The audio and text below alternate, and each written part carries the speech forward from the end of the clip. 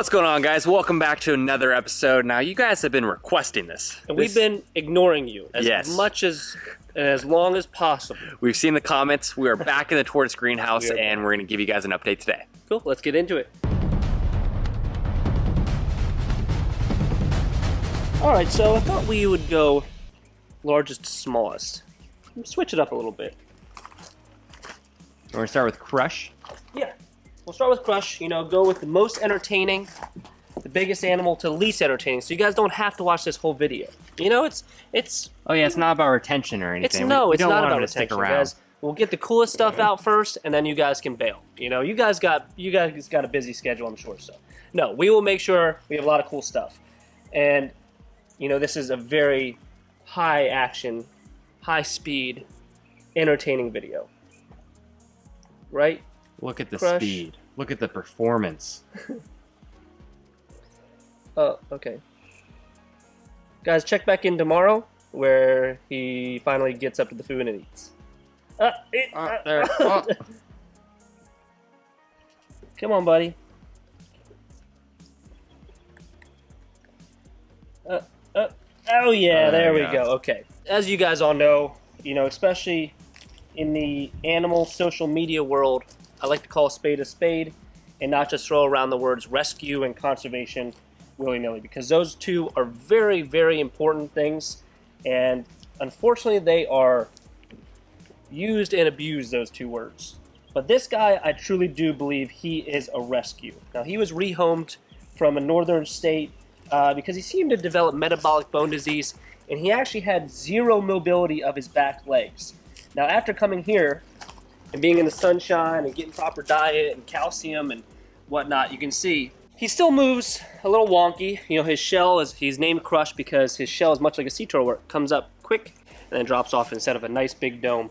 And like I said, he had zero mobility, but he has a ton of mobility. Even though he's sitting right now, he doesn't look like it, but when he wants to, he roams this whole area. As you can see, he's packed it down too much, because now we have to figure out how to set these up. So believe it or not, guys, I know we just set the greenhouse up, but it's already due for an extensive renovation because I am extremely particular. And yeah, I'm thinking about, instead of having the redfoots and such in the greenhouse in January and February, when it's very hard to heat. It gets cool, and then you have to move them in every night. I'll probably move them into a shed for a couple months, so that'll be taken care of. This guy, I'm going to make a smaller paddock by his house for next winter. Looks like we're out of the woods for the cold, but for this winter. But for next winter, we'll be ready. But also, guys, you can see the grass. The grass is destroyed. So I'm going to try a different grass. I think the Bahia was just like crazy. So I think I'm going to try that golf course grass that I have in the sanctuary crocodile enclosures, because that seems to be working really well. Now, obviously, I have to look for something that's going to be more high impact, because they're going to be walking on it and they're going to be eating it. Much unlike the crocodiles where they just lay on a spot and they move on. These guys will be digging around it and eating it and whatnot. So it's got to be pretty tough. So I've heard centipede grass is more hardy, so I'll probably try that. But again, trial and error. Or what I can do is separate the enclosure. So have like a small pond over here, or just separate back half, front half, do a small pond over there like I was talking. So during the winter months, I can close that area. He'll have a small water bowl that he can drink out of. But then this can be a separate area, so we can do shifts back and forth. So let this grass grow and get really healthy, and then you can tear that side back there, and vice versa. All right, so now to the Burmese blacks. These guys are very cold tolerant, so they can stay out in the winter months. But as you can see, still the very high traffic areas, especially where they eat, they just absolutely destroy. So this is another one that is going to need a pretty good renovation. And what I want to do is like a concrete slab that we can easily clean to put their food on, just so they don't, have any chance of getting any debris in their food. Because obviously we've figured out they're going to eat all the grass. Exactly. So when there was grass here, it was nice because you just throw it on top of the grass. But yeah, that is a distant memory at this point. So also with those, we had cat palms there and they destroyed them. So I have to find something else that you know, will provide shade and cooling areas, but they're not going to just freaking destroy, you know. They are tanks, you know. That's what tortoises are, is just mini tanks destroying everything they can. Burmese blacks aren't as bad, but you know, obviously the Saltadas, which is right next door, he is a terror. But yeah, so you know, everything's running well, the water's working well. What I've been starting to do is bleach the ponds. So what I'll do is once a week I'll come in here right before dark, so obviously the tortoises are all asleep, so I'll put bleach in there and then let it sit for about an hour, and I can set the timer, and then the water will run all night, flush all the bleach out, but it really cleanses the pond. So by the time they wake up and they're ready to drink again, it'll be completely flushed out of bleach.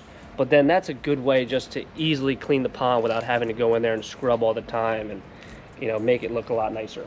So next up is my favorite group of tortoises. Now obviously they are probably the blandest colony here because they're redfoots and a sulcata. So they're normal redfoots, nothing crazy. But these guys just mean the most to me because of the... I would definitely say they're a rescue as well, because the gentleman I got them from was living in a row home in Philadelphia, and like I said, you could hear his house from a block away with all the birds he had in the house. No joke. And these guys were in a little dog kennel in the attic. So I think they're doing a whole lot better here. Now obviously, again, gray area, because what is a rescue? You know, I feel like rescue is a gray area per se, but I like to think these guys came from a rather shitty situation to pretty incredible one. So that one right there is by far my favorite girl. She's just a big, robust female adult redfoot. And again, I love these guys. They're great size. They're easy to manage in the cold, easy to move around. And they're great in the South Florida climate. So the thing is, I think it's a lot like Salties and Cubans. You know, they have that reputation that everyone wants to work with them. But once you start working with them, you're like, yeah, they're cool, but you know, you can't really get the incredible experiences like you can with the Nile crocodile. Just hang out with them, you know. So I think it's kind of similar to the galops. You know, everyone wants galops and aldabras because of the notoriety of what they are. But when it comes down to it, you know, they're a pain in the butt sometimes, you know. They can be quite temperamental and emotional, and they're huge. So imagine moving those things in all the time for cold. It's a lot of work. Whereas these guys, you just simply pick them up and put them away. So another point to touch on with enclosures is the size of the enclosures. Now, I am all about having these large, expansive enclosures. Guys, there's like 6 tortoises in here.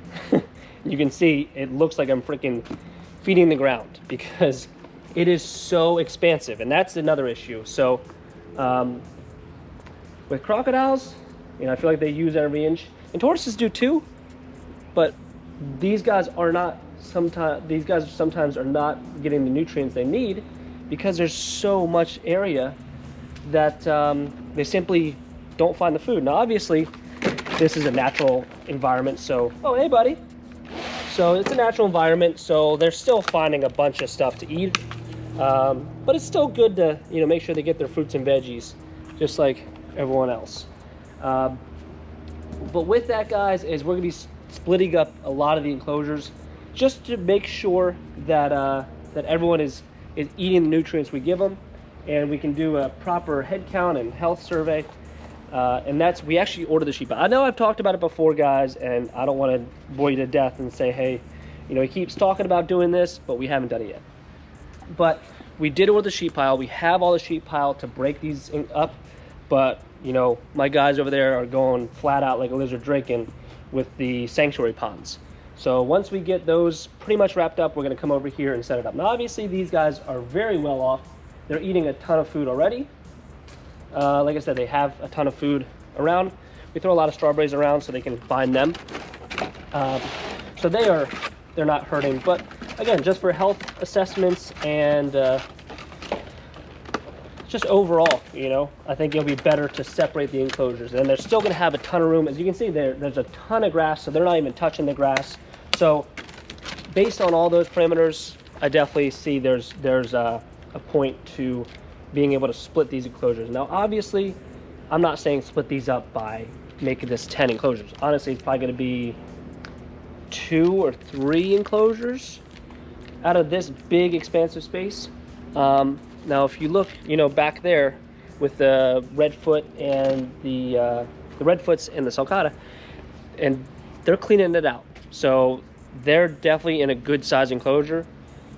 Well, as long as we get grass that works. So in the midst of this jungle is Bug, the Saltada Tortoise. And this is a jungle. This is a jungle. As you can see, there are some collard greens there. He doesn't like them. He doesn't touch them at all. Must be nice to be picky tortoise, huh? Yeah, he loves the romaine though. Once it drops, he probably will start walking out. But yeah, so this is one that I think he can definitely give up. Now, obviously, you can see a lot of dead space per se with the grass, but that's actually because of the weeds blocking out a lot of the light. So weeds have absolutely taken over. I don't know what that looks like, a freaking bamboo even. That's crazy. But yeah, so they've been taking over very heavily here. So we're gonna go in here and clean this all up and pull it apart. Just a lot of work, you know, a lot of maintenance. You know, you'd think tortoises would just eat anything and everything, but as you guys see, they don't even want collard greens, let alone these freaking weeds. So gotta come in here, clean it all out, and I'll wait till the spring, because obviously with the grass, you know, this time of year it grows very slowly.